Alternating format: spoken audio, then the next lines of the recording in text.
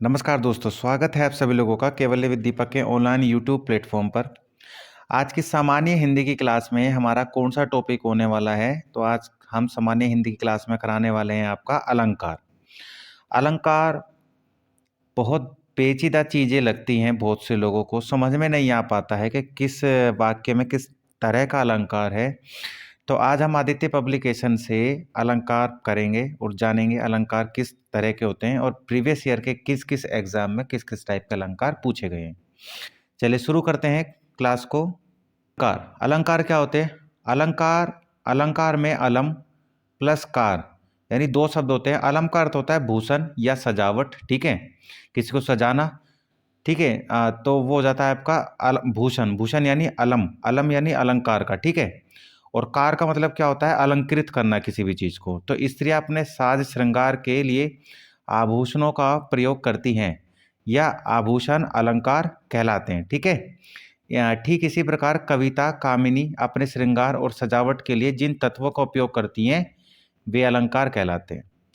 अलंकार के संबंध में प्रथम काव्य शास्त्रीय परिभाषा आचार्य दंडी के द्वारा दी गई थी। आचार्य दंडी, ठीक है। काव्य शोभाकरण धर्मान अलंकरण प्रच्छेद, ये काव्यदर्श 2/1 का आपका एक श्लोक है जिसके अंदर काव्य के शोभा कारक धर्म अलंकार है। जो अलंकार है एक तरीके से क्या है आपका? काव्य के शोभा कारक धर्म के बराबर है, ठीक है। तो अलंकार शब्द की अवधारणा अत्यंत प्राचीन है, जिसका इसमें क्या लिखा हुआ है? अत्यंत प्राचीन है, जिसका प्रारंभ प्रारंभ में उपयोग व्याकरण तथा न्याय शास्त्र में होता था। आचार्य भरत ने सर्वप्रथम नाट्य शास्त्र में अलंकार को परिभाषित नहीं किया है, लेकिन चार अलंकार उपमा, रूपक, यमक और दीपक, इन अलंकारों का प्रयोग किया है और बताया है, ठीक है। हिंदी के कवि केशवदास अलंकारवादी थे, ठीक है। तो केशवदास जो हिंदी के काफ़ी फेमस कवि रहे हैं और ये अलंकारवादी कवि रहे हैं। अपने जो वाक्य थे उनमें ये अलंकारों का इस्तेमाल काफ़ी हद तक किया करते थे। अलंकार अलंकार जो है वाणी का श्रृंगार है। भाषा और साहित्य का सारा कार्य व्यापार शब्द और अर्थ इसी पर निर्भर करता है, ठीक है। अतएव विशिष्ट शब्द चमत्कार व अर्थ वैशिष्ट्य ही कथन के सौंदर्य की अभिवृद्धि करना अलंकार कहलाता है। अलंकार का वर्गीकरण करें, और इसका वर्गीकरण जो है आचार्य वामन ने किया है, ठीक है। अलंकार का वर्गीकरण किसने किया है? तो आचार्य वामन ने। अलंकार के 3 भेद हैं: शब्दालंकार, अर्थालंकार और उभया अलंकार, ठीक है। शब्दा अर्था एंड उभया अलंकार। अगर शब्दालंकार की बात करें तो शब्दालंकार वे अलंकार होते हैं जहाँ पर शब्द विशेष के ऊपर अलंकार की निर्भरता होती हो, वो होते हैं आपके शब्दालंकार। जैसे बांसुरी की धुनी कानी परे, ठीक है। बांसुरी की धुनी कानी परे यानी जो बांसुरी की धुन है, ठीक है, वो किस में पड़ रही है? कान में पड़ रही है। तो कैसे लगेगी? मनमोहक लगेगी, ठीक है। तो ऐसी क्या लगेगी? मनमोहक लगने वाली है आपको ऐसी ध्वनि। तो जैसे कि हम और अलंकारों को देखते हैं, जैसे कि इसमें आपका आता है अनुप्रास। अनुप्रास में व्यंजन वर्ण की आवर्ती बार बार होती है, तो वो क्या कहलाता है? आपका अनुप्रास अलंकार कहलाता है, ठीक है। जिस भी जिस भी वाक्य में एक शब्द बार बार आ रहा हो, व्यंजन जो बार बार आ रहा हो, तो इस तरीके से क्या हो जाएगा आपका? वह अनुप्रास अलंकार हो जाएगा। तो आगे देखेंगे हम अनुप्रास अलंकार, जितने भी अलंकार होते हैं उनके सबके एग्जाम्पल हमें मिलेंगे। यमक अलंकार की बात करें तो यमक अलंकार में एक शब्द बार बार आता है, उसको यमक बोलते हैं। उसके अर्थ जो है हर बार अलग अलग निकलते हैं, ठीक है। शलेष अलंकार में क्या होता है? एक शब्द एक ही बार आता है पर उसके अर्थ अलग अलग निकल के आते हैं। इसके बाद में उपमा और रूपक अलंकार के अंदर उपमान और उपमेय का मेल होता है, ठीक है। उत्प्रेक्षा अलंकार जो होता है इसमें संभावना प्रकट की जाती है। अतिशयोक्ति अलंकार में बढ़ा चढ़ाकर बातों को कहा जाता है। अनियोक्ति अलंकार में अप्रत्यक्ष संकेत दिया जाता है। और मानवीकरण अलंकार में बेजान बेजान पड़ी चीजों पर चेतना का आरोप किया जाता है कि मतलब ये बोलती हैं, ठीक है, इस तरीके से। तो अगर हम अर्थालंकार की बात करें तो अर्थ को चमत्कृत या अलंकृत करने वाले अलंकार को अर्थालंकार कहते हैं। और उभयालंकार क्या होता है आपका? जो अलंकार शब्द और अर्थ दोनों पर आश्रित रहकर दोनों को चमत्कृत कर दे, अर्थ को भी कर दे और शब्द को भी कर दे, तो वो क्या कहलाते हैं? आपके उभया अलंकार कहलाते हैं, ठीक है। शब्दालंकार के भेद, शब्दालंकार के भेद की बात करें तो शब्दालंकार इसमें अनुप्रास अलंकार शब्दालंकार के एग्जाम्पल है, यमक अलंकार, सलेश अलंकार, वक्रोक्ति अलंकार और विप्सा अलंकार। ये क्या है, शब्दालंकार के भेद है। तो इसमें देखें आपका अनुप्रास अलंकार, अनुप्रास अलंकार जो सबसे पहला अलंकार है आपका, अगर इसके बारे में हम बात करें तो इसकी परिभाषा क्या है, जिन रचना में व्यंजनों की बार बार आवृत्ति के कारण चमत्कार उत्पन्न हो उन्हें अनुप्रास अलंकार कहते हैं। जैसे कुल, कानन, कुंडल, मोर, पंख। ठीक है, तो इसमें का जो है, देखिए ये जो का व्यंजन है ये बार बार आ रहा है। ठीक है, का बार बार आ रहा है। तो कुल, कानन, कुंडल, मोर, पंख। तो जब भी व्यंजन की आवृत्ति बार बार आए तो उसको हम क्या कहेंगे, अनुप्रास अलंकार बोलेंगे। ठीक है, उर पे बनमाल विराजती, उर पे बनमान विराजती। तो इसमें बे और वी ये दो अलग अलग आए हैं। ठीक है, तो इसमें आपका अनुप्रास अलंकार नहीं होगा, पर ऊपर वाले में आपका अनुप्रास अलंकार हो जाएगा, क्योंकि व्यंजनों की आवृत्ति क्या हो रही है, बार बार हो रही है। ठीक है, इस काव्य पंक्ति में का वर्ण जो आ रहा है वो बार बार आया, इस कारण से क्या हो जाएगा आपका अनुप्रास अलंकार हो जाएगा। ठीक है, इसके बाद में छोरिटी है, गोरिटी या चोरिटी अहीर की। तो इसमें टी ये जो बार बार शब्द आ रहा है तो ये क्या हो जाएगा, आपका अनुप्रास अलंकार हो जाएगा इसमें, क्योंकि इसमें टा जो वर्ण है आपका व्यंजन है वो बार बार आया है। ठीक है, नेक्स्ट है आपका सुरभि सुंदर सुखद सुमन तुम पर लिखते हैं। तो उसमें स और स यानी लगातार सा की आवृत्ति बार बार हुई है, इसका मतलब ये अनुप्रास अलंकार हो जाएगा आपका। ठीक है, तो अनुप्रास अलंकार का मतलब आप समझ लीजिए, जिसमें व्यंजन की आवृत्ति बार बार हो वो अनुप्रास अलंकार कहलाता है। ठीक है, जैसे कि जो खग हो तो बसेरो करो मिली। ठीक है, जो खग हो तो बसेरो करो मिली, कालंदी कूल कदम्ब की डारन। यानी का तो तीन बार कै आपका शब्द आया है, इट मीन्स ये आपका अनुप्रास अलंकार का एग्जाम्पल हो जाएगा। बाकी आप एग्जाम्पल यहाँ देख सकते हैं। ठीक है, हम आगे चलते हैं।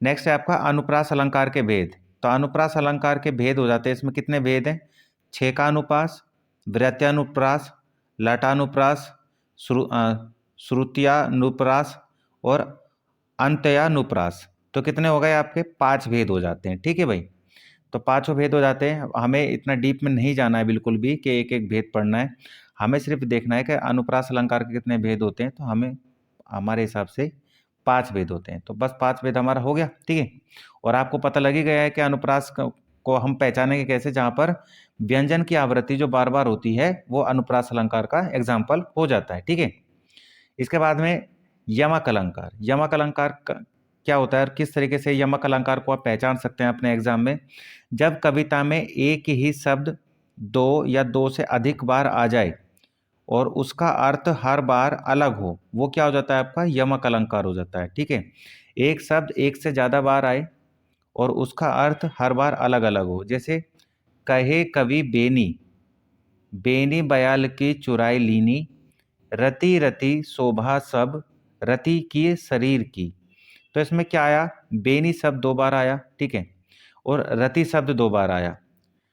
तो आपका जो बेनी है, बेनी कवि का नाम है। ठीक है, कहे कवि बेनी, बेनी तो बेनी क्या है, कवि का नाम हो जाएगा। और रति जो है आपका, ठीक है, रति की बात हो रही है। तो एक तो रति होती है कामदेव की पत्नी। ठीक है, एक तो रति क्या होती है आपकी, कामदेव की पत्नी होती है रति। ठीक है, और दूसरा रति को हम क्या कहेंगे, दूसरा रति को जरा जरा सी, यानी एक तरीके से समीप वाला जो एक शब्द होता है कि समीप रहना, तो उसका मतलब भी आपका रति होता है। तो रति 2 बार आया पर दोनों बार अलग अलग उसका अर्थ निकला। वैसे ही बेनी 2 बार आया, एक बेनी कवि है और एक बेनी क्या है आपका, चोटी है। ठीक है, एक बेनी चोटी है, एक बेनी कवि है।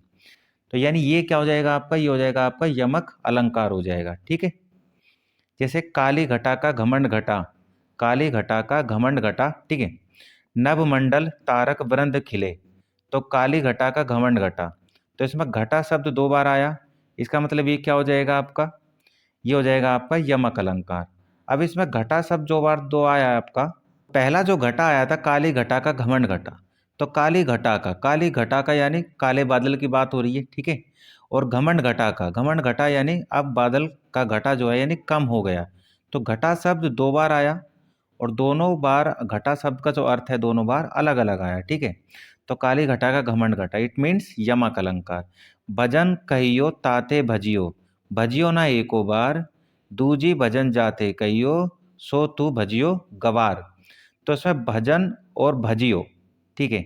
तो इसमें तो भजियो शब्द आया ना, वो 2 बार आया, ठीक है। भजन कहियो ताते भजियो, तो उसमें जो भजन है तो यानी एक तरीके से भजन जब भागा भजन किया जाता है, ठीक है। तो उसकी बात करी जा रही है यहाँ पर। भजन भजियो, भजियो ना एक बार, ठीक है। और दूरी भजन, तो भजन यहाँ पर इस लाइन में एक बार आया है, इस लाइन में एक बार आया है, 2 बार भजन।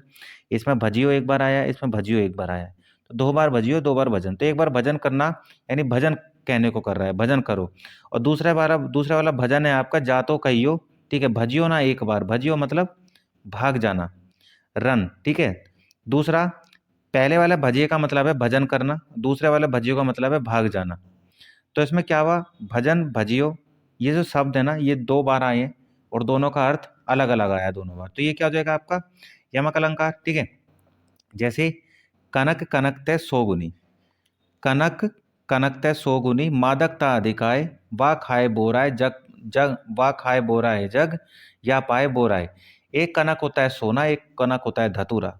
तो कनक कनकते सोगुनी, मादकता अधिकाय यानी सोना या धतूरा जिसको मिल जाए, या धतूरा जो खा ले, तो क्या हो जाता है, वो बोरा आ जाता है, वो पागल हो जाता है, ठीक है। जैसे माला फेरत जुग भया, फिराना मन का फेर, कर का मन का डारी दे, मन का फेर। तो आपका जो पहला मन का है ये क्या है, माला का दाना है, ठीक है। और दूसरा मन का क्या है, मन का, एक तो मन का क्या है देखो इसमें सेपरेट है, और ये क्या है, ये अलग अलग दिया है, पर बोलने में तो हम एक ही लिखेंगे मन का। तो क्या हो जाएगा, मन का हो जाएगा ना हृदय। एक बार मन का मोती की माला, एक बार मन का हृदय हो जाएगा, ठीक। इसके बाद में शलेष अलंकार, यमक अलंकार आपका हो गया। अब आपका शलेष अलंकार, शलेष अलंकार में क्या होता है आपका, शलेष का मतलब होता है चिपकना, ठीक है। चिपकना यानी जहां एक शब्द एक ही बार प्रयुक्त हो और अर्थ उसके 2 निकले, तो ऐसे अलंकार को क्या कहेंगे हम, शलेष अलंकार कहेंगे। जैसे चरण धरत चिंता करत, चरण धरत चिंता करत, फिर चितवत चहु और, सुबरन को ढूंढत फिरत, कवि व्यभिचारी चोर। तो ये जो सुबरन आया, सुबरन, सुबरन का प्रयोग जो है कवि जो कर रहा है वो दूसरी पंक्ति में करता है अपनी, ठीक है। इसमें कवि जो है व्यभिचारी और चोर तीनों ढूंढ रहे हैं, ठीक है।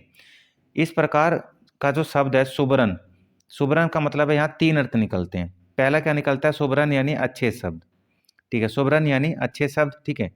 दूसरा सुबरन यानी व्यभिचारी, दूसरा सुबरन यानी क्या हो जाएगा आपका, व्यभिचारी हो जाएगा, व्यभिचारी यानी अच्छा रूप रंग, ठीक है। तो ये हो जाएगा।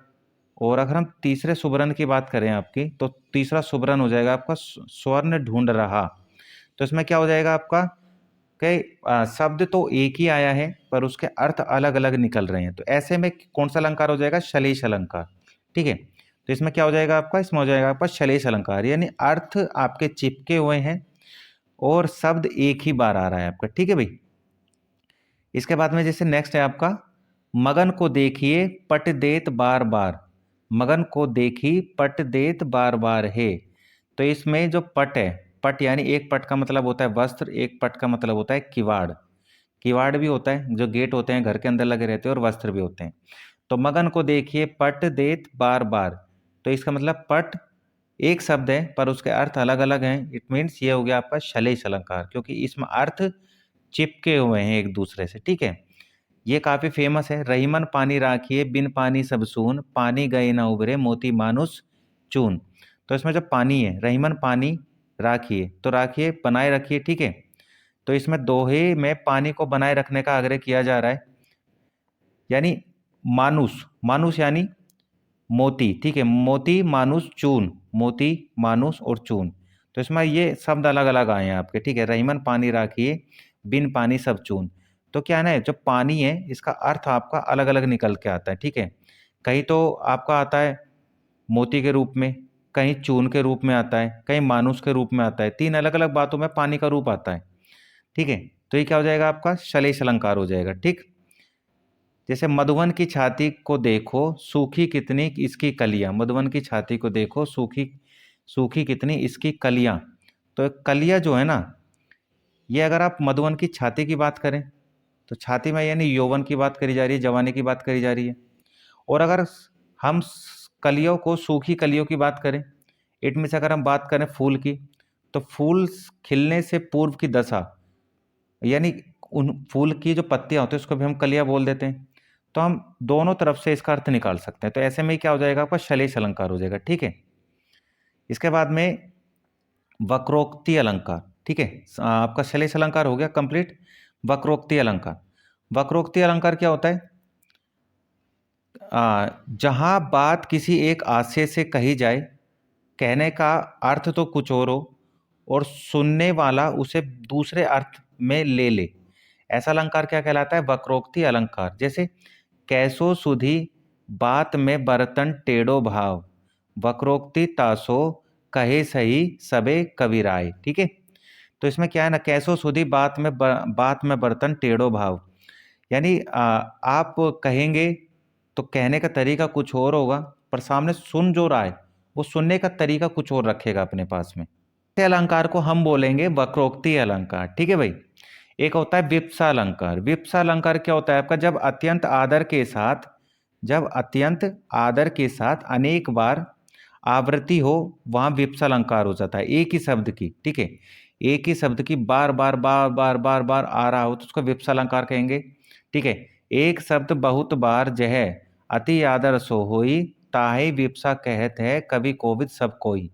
तो ये क्या हो जाएगा? जब एक शब्द बार बार आए बार बार आए बार बार आए, ठीक है, अर्थ से कोई दिक्कत नहीं है, जब एक शब्द बार बार बार बार बार बार आ रहा है तो क्या हो जाएगा? वो आपका विप्सा अलंकार हो जाएगा। ठीक है, नेक्स्ट है आपका अर्थालंकार। अर्थालंकार हमारा हो गया है, अर्थालंकार हमने देख लिया है। तो इसमें देख लेते हैं कि कविता में जब भाषा का प्रयोग इस प्रकार किया जाता है कि अर्थ में समृद्धि और चमत्कार उत्पन्न हो जाता है तो अर्थालंकार कहलाता है।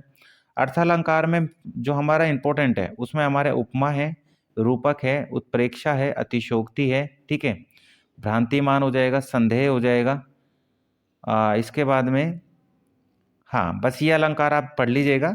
ये आपके 6 अलंकार काफ़ी इंपॉर्टेंट होते हैं एग्जाम में, बाकी तो बहुत सारे हमें इतना पढ़ने की ज़रूरत है नहीं। ठीक है, उपमा अलंकार। उपमा अलंकार क्या होता है? उपमा अलंकार में जहाँ पे उपमेय और उपमान का भेद रहित होता है वहाँ उपमेय अलंकार होता है, जहाँ पर किसी की तारीफ करी जा रही हो। जैसे नीलिमा चंद्रमा जैसी सुंदर है, तो इसमें क्या है, नीलिमा की जो तारीफ है किसके समान की जा रही है, किससे तुलना की जा रही है? चंद्रमा से तुलना की जा रही है। तो ऐसे जब तुलना की जाए किसी एक से किसी दूसरे की, तो ऐसे अलंकार को हम उपमा अलंकार कहते हैं। ठीक है, ऐसे अलंकार को हम क्या कहते हैं? उपमा अलंकार।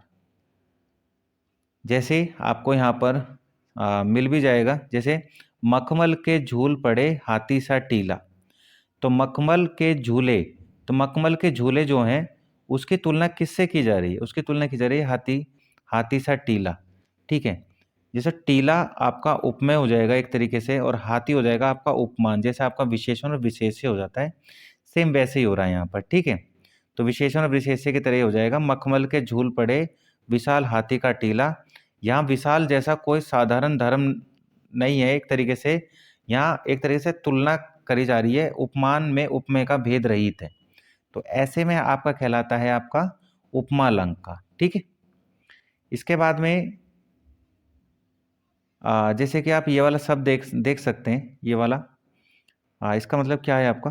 काम सा रूप प्रताप दिनेश सा, सोम सा शील है रहीम महीप का। तो जो राम है, ठीक है, काम सा रूप प्रताप दिनेश का, सोम सा शील है राम महीप का। तो राम जो है वो उपमेय है। ठीक है, उपमेय, तो राम महीप का, तो ये हो गया आपका उपमेय राम। और काम स्वरूप किसका है? दिनेश का है। ठीक है, काम स्वरूप किसका है? दिनेश का। एक तरह से तुलना की जा रही है, तो ऐसे में जहां भी तुलना की जाएगी वहां आ जाएगा आपका उपमा अलंकार। ठीक है, तो आप ये एग्जाम्पल देख सकते हैं उपमा अलंकार के, आप इनको देख लीजिएगा। उपमा अलंकार के भेद आसान से समझना है बस, और ज़्यादा टेंशन नहीं करनी है और ज़्यादा मेहनत भी नहीं करनी है। रूपक अलंकार।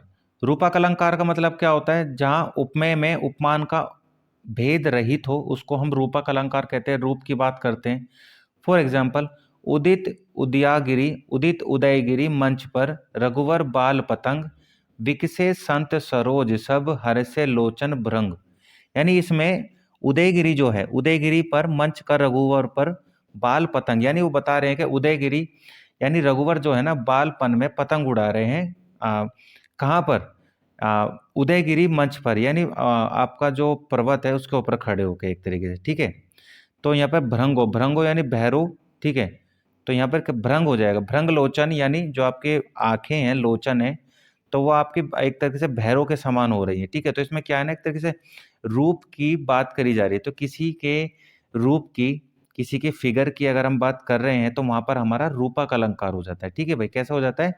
वहां हो जाता है हमारा रूपक अलंकार। जैसे आप ये देख सकते हैं, मन सागर मनसा लहरी बूढ़े बहे अनेक। यानी आपका जो मन है, मन पर सागर का एक तरीके से बात करी जा रही है। मनसा यानी इच्छा हो रही है, इच्छा यानी लहर की बात करी जा रही है इस पे, ठीक है। तो मन सागर, मन क्या है? सागर जैसा है। मनसा लहरी, मन इच्छा जो है हमारी लहर के समान है। बूढ़े बहे अनेक, और इस इच्छा में, मन की इस इच्छा में जो अनेक बूढ़े हैं वो क्या है? अपनी इच्छा से के कारण बहुत से बार ऐसा काम कर जाते हैं जो उनको करना नहीं होता है, ठीक है। वो बच्चे बन जाते हैं एक तरीके से कभी कभी। तो ये क्या आएगा आपका? रूपक अलंकार हो गया, आपके रूप की बात करी जा रही है, ठीक है, बूढ़े व्यक्ति की, ठीक है। तो ऐसे छोटे छोटे आपके एग्जाम्पल आते हैं, और आपको उनको एग्जाम्पल में ध्यान में रखते हुए ये देख लेना है, ठीक है। बाकी एग्जाम्पल है, आप इन एग्जाम्पल को पढ़ सकते हैं। आपको स्क्रीन पे देख भी पा रहे होंगे आप। आ, मैं आपको कहना चाहता हूँ, अगर आप मेरे चैनल पर नए हैं और आपको वीडियो अच्छी लग रही है तो आप मेरे चैनल को सब्सक्राइब कर सकते हैं। वीडियो अच्छी लग रही है तो वीडियो को लाइक कर सकते हैं, वीडियो को शेयर कर सकते हैं। कि आपके अलावा आप जिन्हें भी चाहते हैं कि वीडियो आप शेयर करना चाहते हैं, आप उनको वीडियो शेयर कर सकते हैं, ठीक है। एक होता है आपका उत्प्रेक्षा अलंकार। उत्प्रेक्षा अलंकार क्या होता है आपका? जहां उपमेय में उपमान की संभावना अथवा कल्पना कर ली जाए, वो क्या कहलाता है आपका? उत्प्रेक्षा अलंकार कहलाता है। तो आपका रूपक हो गया, उपमा अलंकार हो गया, उत्प्रेक्षा अलंकार हो गया। तो यहाँ पर तुलना की जा रही है, उपमेय में उपमान का भेद रहित है, ठीक है। जैसे मानो मानो, मनु मनहु, जानो जनू, जनहु ज्यो आदि। तो इस टाइप की कहीं बात अगर आपके सामने लिखी हुई आ जाए, मानो मानो, मनो मानो मनु, मनहु जानो जनू जनहु, तो ये या ज्यों, तो ये क्या हो जाएगा आपका? उत्प्रेक्षा अलंकार हो जाएगा। आपको ये सब देखने हैं, ठीक है। जैसे मानो माई घन घन अंतरदामिनी, तो इसमें मानो आ गया, तो मानो आ गया तो क्या हो जाएगा आपका? उत्प्रेक्षा अलंकार हो जाएगा, ठीक है। तो इसी तरीके से देखना है आपको। जैसे ये हो जाएगा, चमचमात चंचल नयन विच घूंघट पट छीन, मानहु सुर सरिता विमल जल उर्छत जुगमीन। तो इसमें क्या हो जाता है आपका? झीन, झीन की बात आई इसमें, ठीक है। छीन, जुग मीन, ईन मीन झीन, इस तरीके की बात करी जा रही है यहाँ पर। यानी यहाँ पर जो बादल है ना, बादल, उनके बारे में बात करी जा रही है कि किस तरीके से चंचल नयन, किस तरीके से जो आपका मन है, ठीक है। तो एक तरीके से चंचल नयन मछलियों की तरह इधर से उधर क्या कर रहे हैं? मतलब एक इधर से उधर बह रहे हैं, एक इधर से उधर देख रहे हैं। इट मीन्स क्या हो रही है यहाँ पर? नयन जो है, चंचल नयन, यानी आंखों की तुलना करी जा रही है, और उनके जो भाव है उनके बारे में बताया जा रहा है, उनकी सुंदरता के बारे में बताया जा रहा है। तो ये क्या हो जाएगा आपका? उत्प्रेक्षा अलंकार हो जाएगा, ठीक है। तो ऐसे कुछ एग्जाम्पल आप यहाँ देख भी पा रहे होंगे। जैसे ये आपका सोहा तोड़े वाला देख रहे हैं, इसके बाद में ऊषा काल मारे क्रोध, ये देख रहे हैं आपके। कहती हुई यो उतरा के नेत्र, ये वाला आप देख रहे हैं। तो ये क्या है आपके?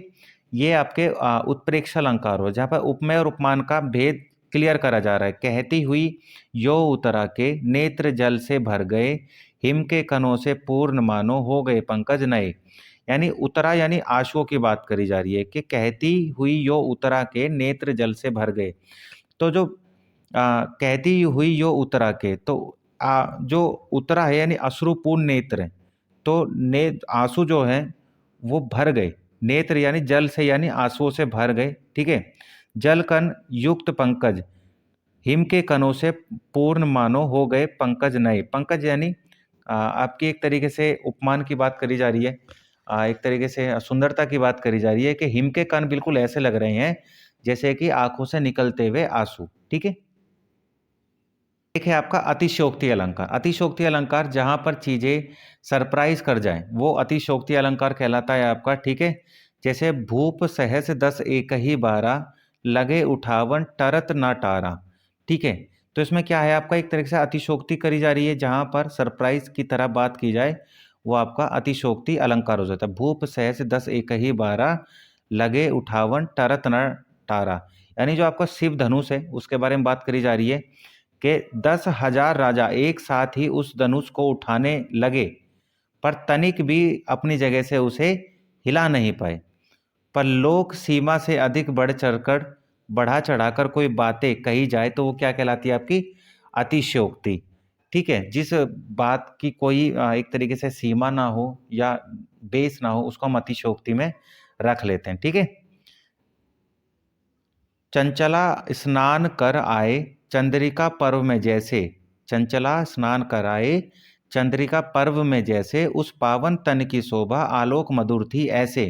यानी इसमें नायिका की बात करिए कि नायिका स्नान करके आई है और बिल्कुल ऐसी लग रही है जैसे चंद्रिका, ठीक है। उस पावन तन की शोभा यानी जो उसको जो नायिका का तन है, जो उसका शरीर है, कि शरीर की सौंदर्यता की एक तरीके से तुलना करी जा रही है, ठीक है। चंद्रिका यानी चंद्रमा की जो चंद्रिका है उसके समान, ठीक है। तो ऐसे में क्या हो जाएगा आपका, अतिशयोक्ति अलंकार हो रहा है, ठीक है। अतिशयोक्ति वर्णन किया जा रहा है, वो भी किसके साथ में, चंद्र की चंद्रमा के साथ में, ठीक है।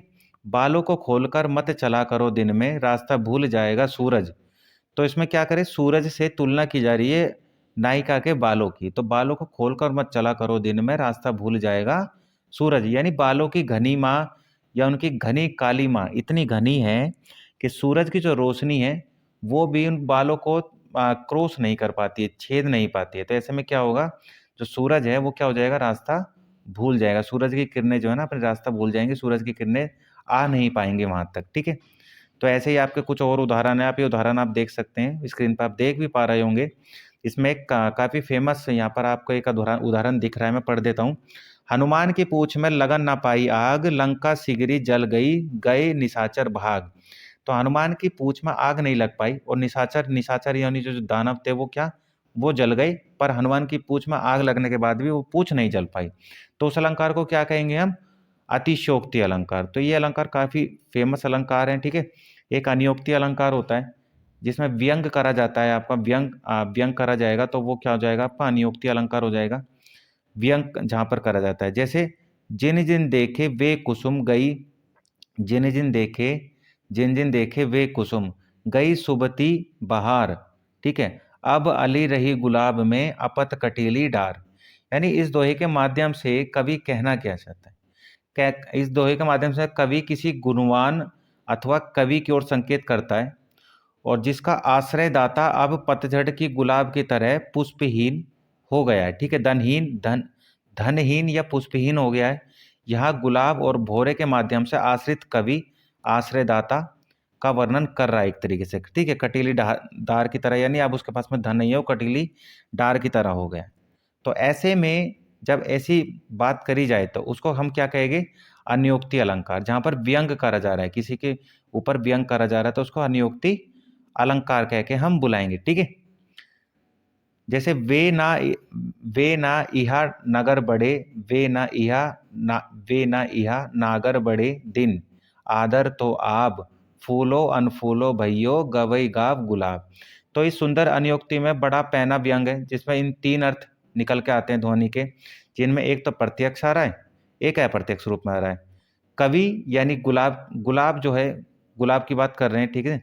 प्रतिभाशाली कलाकार या रूप यौवन संपन्न स्त्री को कह रहा है कि इस गवारों के गांव में, इस गवारों के गांव में असभ्य और संस्कारहीन लोगों की सभा में, सौंदर्य की सराहना में, अयोग्य लोगों की सभा में तेरा फूलना और न फूलना, यानी गुणवान होना और गुणहीन होना दोनों एक समान है, ठीक है। तो यहाँ पर क्या है ना, व्यंग करा जा रहा है। तो ऐसे में हम क्या कहेंगे, अनियोक्ति अलंकार कहेंगे। एक होता है आपका संदेह अलंकार, जहां पर संदेह की बात करी जा रही है। तारे आसमान के हैं आए मेहमान बनी, केसों में निशा ने मुक्ता वाली सजाई है। यानी इसमें किसकी बात करी जा रही है, आसमान के तारों की। आसमान के तारे क्या बन के आए हैं, मेहमान बन के आए हैं। तो भाई आसमान के तारे मेहमान बन के थोड़ी आएंगे, यानी वो किसी और के बारे में कवि बात कर रहा है। उसके वो जो मेहमान उनके घर आए हैं वो एक तरीके से तारों के समान है, ठीक है, बहुत प्रिय हैं। तो ऐसे अलंकार को हम क्या कहेंगे? संदेह अलंकार। नेक्स्ट है आपका भ्रांतिमान अलंकार। भ्रांतिमान अलंकार में आपका क्या होता है ना, भ्रम पैदा करा जाता है, ठीक है, भ्रम पैदा करा जाता है, जहां पर भ्रमवश किसी चीज को देखकर उसके समान किसी अन्य वस्तु का भ्रम हो जाए, उसको भ्रांतिमान अलंकार कहते हैं। बहुत से लोगों को, जो युवा लोग होते हैं, उनको जवानी में बहुत से भ्रम हो जाते हैं, ठीक है, तो यहाँ भी भ्रम हो रहा है। वृंदावन विरहत फिरे राधा नंद किशोर, नीरद यामिनी जानी संग डोले बेल, संग डोले बोले मोर। यानी वृंदावन में राधा कृष्ण विहार कर रहे हैं, विहार यानी घूम रहे हैं, रात में उन्हें घने सघन मेघ समझ मोर बोलते हैं और साथ साथ चलते हैं। तो रात में उन्हें सघन मेघ समझकर मोर बोलते हैं, ठीक है, सघन मेघ यानी घने काले मेघ समझकर मोर क्या है, बोलने लगते हैं, ठीक है, और साथ साथ चलने लगते हैं।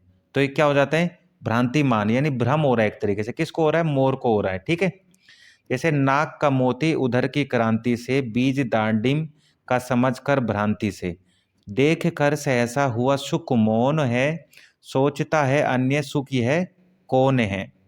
यानी यह बात करी जा रही है उर्मिला की नाक में पहने हुए मोती पर ओठों की लाल आभा पड़ती है, ठीक है, जिससे वह अनार का बीज लगता है। तोता उर्मिला की नाक की कोई दूसरा तोता समझने लगता है। इस भ्रम में यह भ्रांतिमान अलंकार कहलाता है, ठीक है आपका। तो यह हो गया आपका भ्रांतिमान अलंकार। अब हम कुछ आपके एग्जाम्पल्स देख लेते हैं अलंकारों से रिलेटेड, ठीक है। जैसे काव्य की शोभा बढ़ाने वाले धर्मों को अलंकार कहते हैं। इस उक्ति में प्रयुक्त जो धर्म है वो क्या है? तो धर्म क्या है? गुण है, ठीक है। भाषा में शब्द और अर्थ की दृष्टि से सौंदर्य उत्पन्न करता है, तो क्या कहलाता है? अलंकार कहलाता है।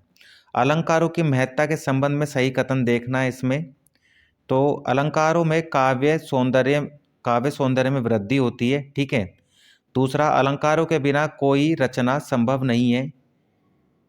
अलंकारों से काव्य में रोचकता और प्रभाव विष्णुता आती है, तो बिल्कुल आती है, ठीक है। अलंकार होते हैं तो चीज़ें अपने आप में और अच्छी लगने लगती हैं।